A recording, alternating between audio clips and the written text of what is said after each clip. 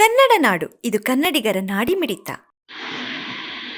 ಬಹಳಷ್ಟು ಜನ ನಮ್ಮ ಫ್ಯಾಮಿಲಿಯಲ್ಲಿ ಆ ಮೆಂಬರ್ ಹೋದರೆ ಕೂಡ ನಾವು ವೋಟರ್ ಲಿಸ್ಟ್ ನಲ್ಲಿ ಆ ಹೆಸರನ್ನ ನಾವಾಗೇ ಹೋಗಿ ಬೆಳೆಸೋದಿಲ್ಲ, ತೆಗೆಸ್ತೀವ ನಮ್ಮ ದೇಶದಲ್ಲಿ.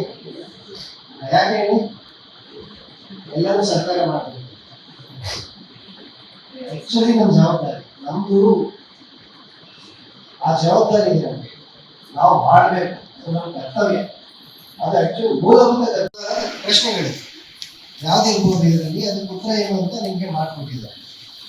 ಸೊ ಇದೆಲ್ಲ ಓದಿದ್ದೀರಾ? ಕೊಟ್ಟಿಲ್ಲ.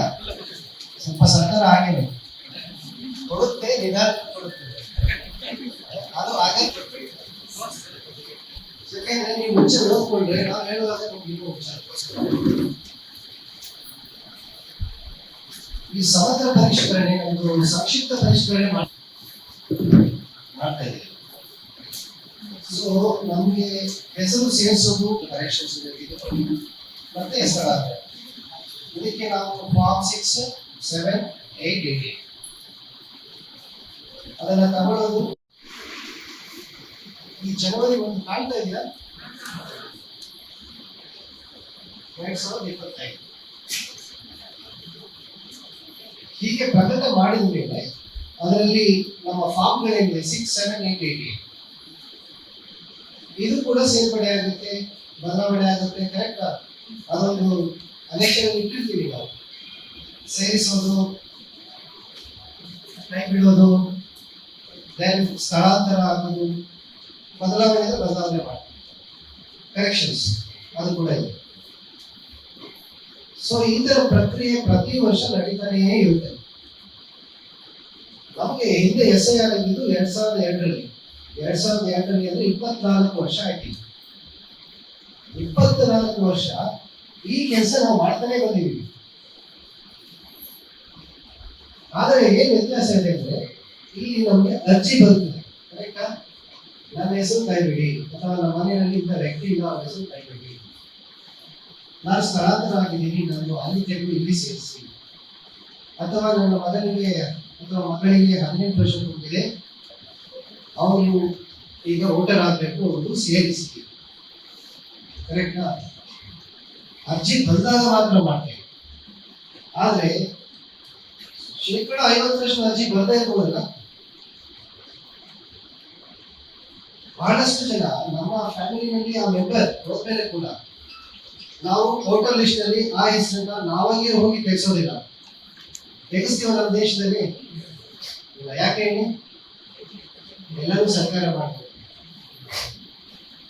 ಆಕ್ಚುಲಿ ನಮ್ಮ ಜವಾಬ್ದಾರಿ, ನಮ್ದು ಆ ಜವಾಬ್ದಾರಿ ಇದೆ ನಮಗೆ. ನಾವು ಮಾಡಬೇಕು, ಅದು ನಮ್ಮ ಕರ್ತವ್ಯ. ಅದು ಆಕ್ಚುಲಿ ಮೂಲಭೂತ ಕರ್ತವ್ಯ.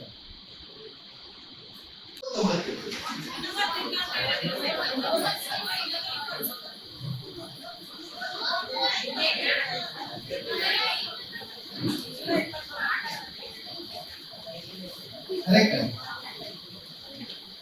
ಜೂನ್ 30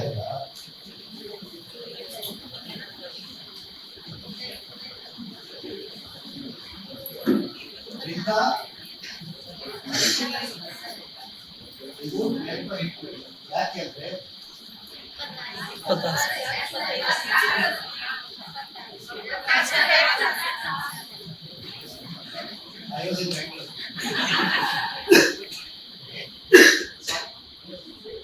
ಈ ಡೇಟ್ ನೀವು ಬರೀಬಾರ್ದು.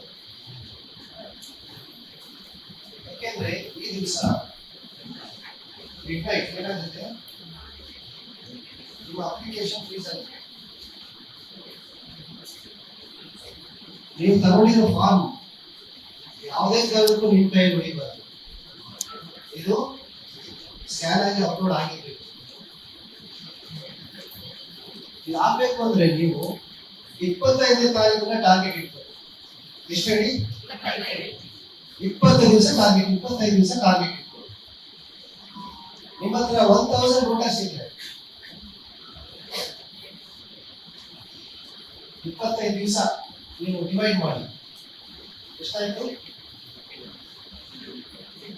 ಮಿನಿಮಮ್ ಕನಿಷ್ಠ 40 ವೋಟರ್ ಒಂದು ದಿವಸಕ್ಕೆ ನೀವು ಫಾಲೋ ಮಾಡಬೇಕು. ನೀವು ಒಂದು ಅಕ್ಕಪಕ್ಕ ಮನೆಯೋ ಅಡುಗೆ ಜಾಗಕ್ಕೆ ಹೋಗ್ಬಿಟ್ಟು ಸ್ಟ್ರೀಟ್ಗೆ ಹೋಗ್ಬಿಟ್ಟು ಇವತ್ತು 80 ಆಯ್ತು ಇನ್ನು ಆರಾಮಾಗಿ 2 ದಿವಸ ಅಂತ ರೆಸ್ಟ್ ಆಗಿ ಬೇಡಾಗುತ್ತೆ. ದೂರ ಇರೋ ಮನೆ ಕವರ್ ಮಾಡೋದಷ್ಟು ಸುಲಭ ಇಲ್ಲ. Always keep this in mind. ಯಾಕೆ ಹೇಳಿ, ಚುನಾವಣಾ ಆಯೋಗ ಈ ಅಧಿಕಾರನ ಯಾವ ಆರ್ಟಿಕಲ್ ಕೆಳಗಡೆ ಪಡೆದಿದೆ? ಆರ್ಟಿಕಲ್ 320 ಚುನಾವಣಾ ಆಯೋಗಕ್ಕೆ ಈ ಅಧಿಕಾರ ಕೊಡುತ್ತದೆ. ಈ ತರ ಎಫ್ಗಳು ಮಾಡಿ ಚುನಾವಣೆ ನಡೆಸುತ್ತೆ. ಈ ತರ ಒಂದು ಮತದಾರ ಪಟ್ಟಿ ತಯಾರು. ಅದರ ಕೆಳಗಡೆ ನಾವು ಮತದಾರರ ನೋಂದಣಿ ನಿಯಮಾವಳಿ ರೂಪಿಸಿಕೊಂಡಿದ್ದೀವಿ. ಎಲೆಕ್ಟೋರಲ್ ರಿಜಿಸ್ಟ್ರೇಷನ್ ರೂಲ್ಸ್ ನಮ್ಮ ಹತ್ರ ಇದೆ. ಅದರಲ್ಲಿ ಹೇಗೆ ಮಾಡ್ತೀವಿ ಅನ್ನೋದನ್ನ ನಾವು ಹೇಳ್ಕೊಂಡಿದ್ದೀವಿ. ಆ ಪ್ರೋಸೆಸ್ ಅಲ್ಲಿ, ಆ ಒಂದು ಒಳ್ಳೆಯ ಒಂದು ಮಹತ್ವವಾದ ಪ್ರೋಸೆಸ್ ಅಲ್ಲಿ, ಆ ಕಾರ್ಯದಲ್ಲಿ ಇರುವ ಯಾರಿಗೆ pillar BLO is the basic pillar. ಅವರು ಇಲ್ಲ ಅಂದ್ರೆ ಆ ಒಂದು ಆಕ್ಷನ್ ಏನಿದೆ ಅದು ಕುಸಿತು. ಸೊ ಆದ್ದರಿಂದ BLO ಜವಾಬ್ದಾರಿ. ಸಮಗ್ರ ಸುದ್ದಿಗಳಿಗಾಗಿ ತಪ್ಪದೆ ನೋಡಿ ಕನ್ನಡ ನಾಡು ವಾಹಿನಿ. ಸಬ್ಸ್ಕ್ರೈಬ್ ಮಾಡಿಕೊಳ್ಳಲು ಕೂಡಲೇ ಪಕ್ಕದಲ್ಲಿ ಕಾಣುವ ಬೆಲ್ ಐಕಾನ್ ಕ್ಲಿಕ್ ಮಾಡಿ ನೋಟಿಫಿಕೇಶನ್ ಪಡೆಯಿರಿ.